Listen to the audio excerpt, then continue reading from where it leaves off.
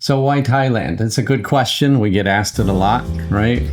And here we'd like to talk about our backgrounds and general, how did we get interested in going to another country in the first place? And then how did we pick Thailand? Yeah. So let's start with Judy. What prompted you to think about going somewhere? Well, I was a missionary kid, and so I went to Argentina when I was 6 months old with my parents, and I lived most of my childhood, we were missionaries. So I spent a lot of time in Argentina, and it was my normal to be a missionary, and it was definitely an option that maybe someday I would be a missionary. Yeah, it was your normal. That's interesting. Yeah. Yeah. And we stayed in the States for a little bit during my childhood. And then when we went back, I was 9.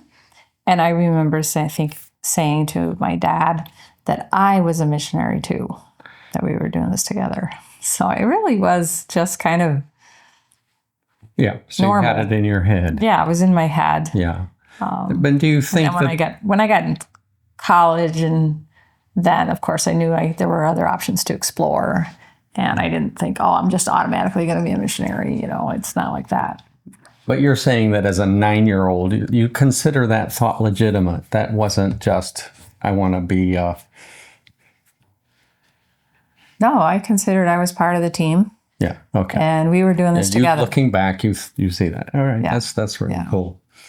Yeah, for me, it's interesting. I grew up in a little country church, and that was very healthy, and we heard the gospel a lot. Mm-hmm. And it was a church that was very involved in missions, supported missionaries, and they would come and dress in their native outfits and have trinkets to show and slides and everything. And I thought it was cool. And then we would read missionary stories, things that happened in Africa or whatever, right? Right. Yeah. And then I just very clearly remember that the Great Commission, Matthew 28:19 and 20, said go into all the world. And I wasn't hearing people talking about it. It bothered me. The farmers that would stand out in front of the church on warm days after the sermon. Yeah. We were talking about the weather and the crops and the market prices, but nobody was like, hey, that was good. We should think about, doing more. Yeah. And that just stuck in my mind. And so that was me. So I'm weird that way. Mm-hmm. But the idea of going as a non-missionary was a normal. It seemed like it should be a normal. Well, that's interesting. I think a lot of kids do kind of get hit with that when they're young. Maybe so. Yes, I've heard many stories. Maybe so. Yeah. So we both ended up at Wheaton College, and that's where we met. Yeah. But we met doing ministry together in the uptown neighborhood on the north side of Chicago, and there's a video where we tell that story, and we'll put a link in the description. Okay, yeah. Yeah, because that's what you do. Yeah, and it's kind of fun. Right. It's a good one. But that's where a couple of things happened. Now, for me, and we talk about moving from being afraid of a place like that to like loving it, loving the people. Mm-hmm. Yeah. And so definitely that was a first step in being comfortable with the idea of going, right? We were definitely in a different culture.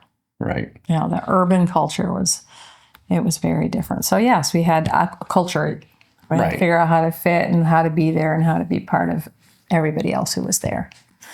But then discovering the fun of doing that. Right. And making it normal for us. Right. Yeah. Yeah. Mm-hmm. So that really, I could say, primed the pump, right? Now, and so we had this in our background, in our minds, the world, the So we weren't just thinking Uptown was our last stop. Now I remember thinking I would be happy if it were, Oh yeah. because there We was loved- so much. Yeah. We Yeah. loved the city. Right. Oh yeah. But in reading news, and we had other people in Uptown that were preparing for missions, and we were getting refugees. And so it was a global mentality. We were around global thinking. And we're hearing this news about large needs, like street kids was a big thing in the 80s and 90s. And I didn't know what a street kid was really, but like, how did that work? Where did they come from? Were they orphans or just, you know? And so we started praying about that. But the thing that struck me was we had a lot of need in Uptown, like immense need. Yeah. The children were neglected. Yeah, we were always There's behind. a lot of neglect. Always, yeah. A lot of Always, yeah. stories. Yeah. Stories. Yeah. But there were still, we had a lot of folks in this little growing church that were helping. There were nearby churches. There were social services. There were government services. We had food stamps. WIC. There's a lot of help for people. Yeah. Legal aid. You name it. Yeah. There was a lot of, there were services available. Yeah. Now, so what else I've been doing most of the talking so far, I think. Yeah. I think what happened when we started looking at street kids, for example, we were working with kids. Our kids, the kids we worked with, were neglected. Maybe their parents weren't really caring for them properly, or they didn't have parenting skills. And so we watched it. We were like, wow, that's when we started thinking we might adopt a child ourselves. That's when I worked in a children's shelter, a 72-hour shelter. So I saw stuff, and I knew that these homeless kids in other countries, they didn't have a 72-hour shelter. Yeah. It's like just So we were just like thinking on the next level. Yeah. Yeah.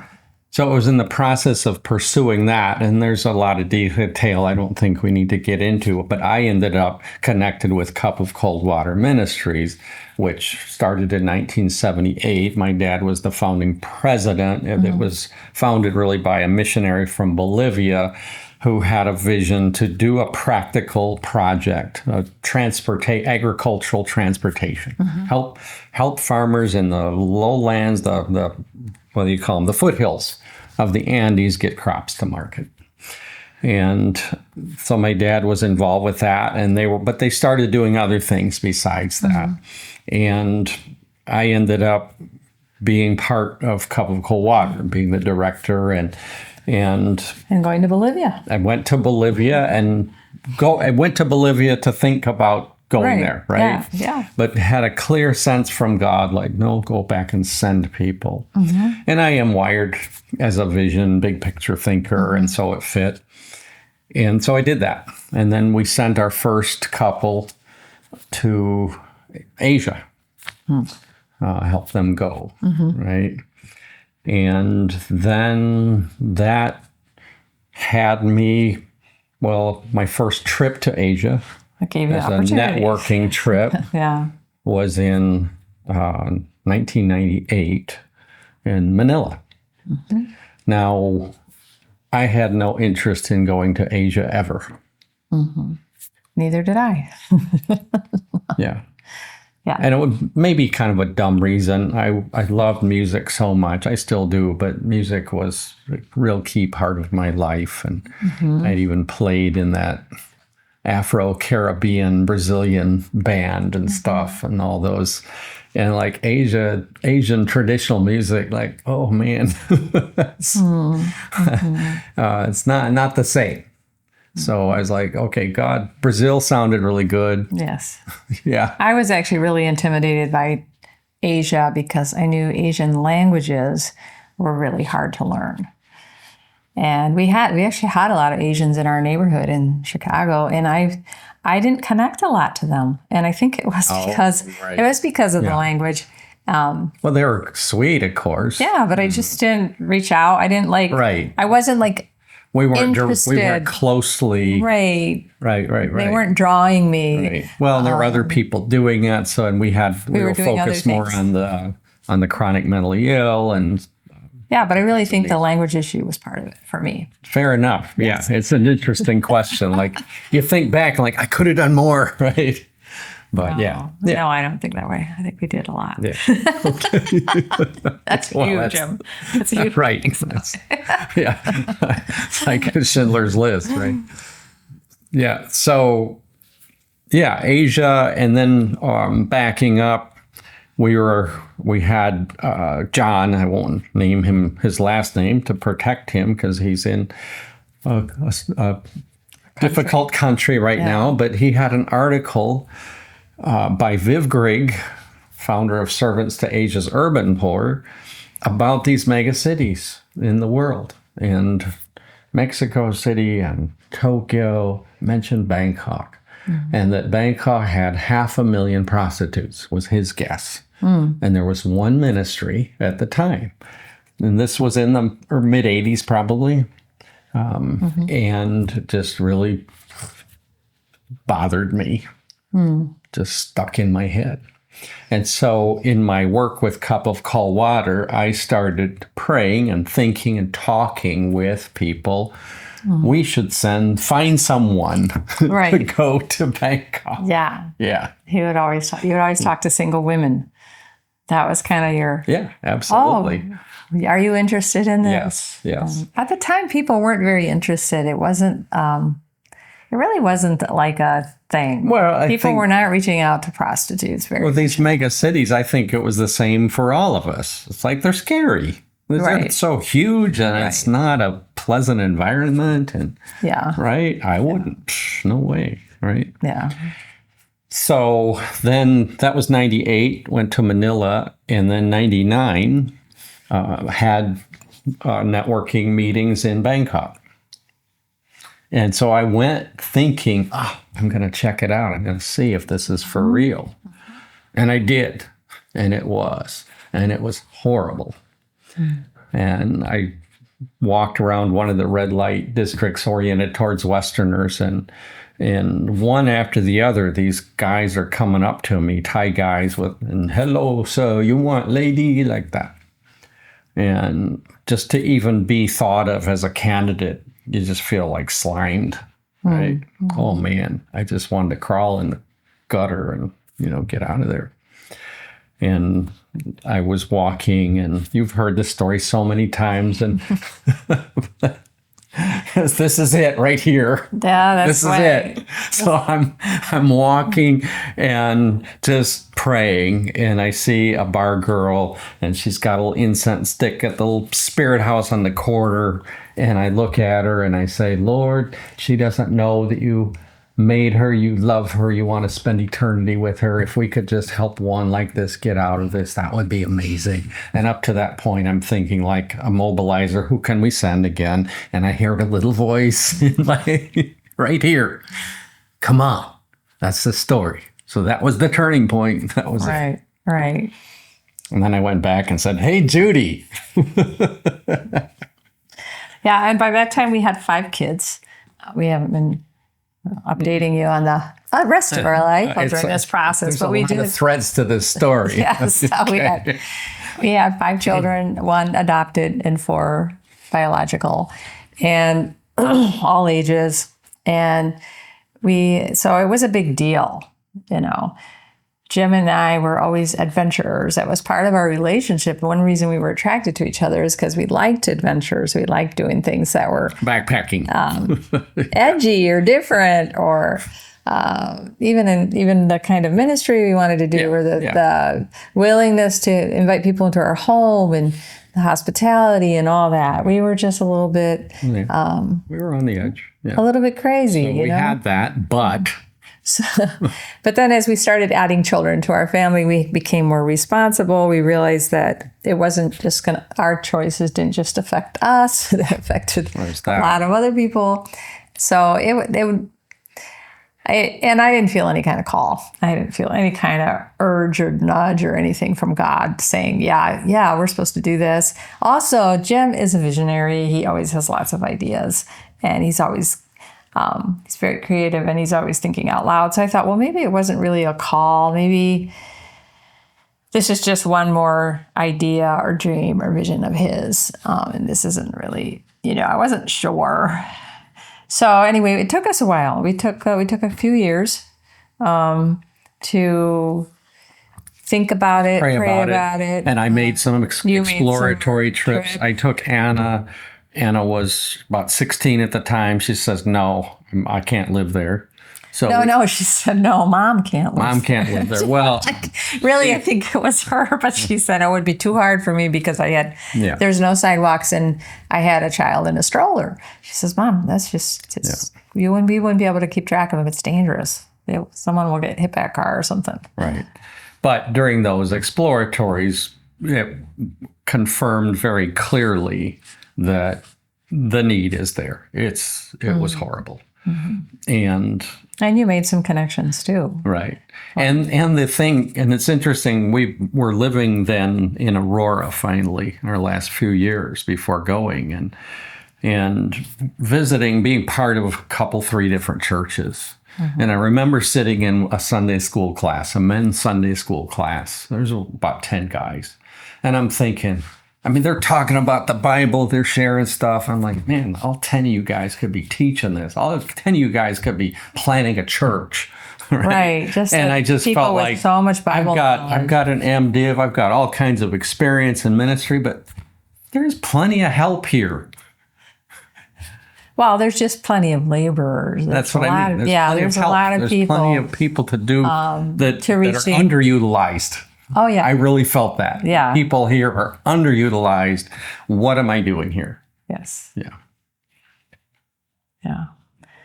So anyway, what happened is after a couple trips and all that, I decided that this is a really major decision. The only way that we can move forward on it would be to do an exploratory and to take our kids and just to see how it works, see what happens.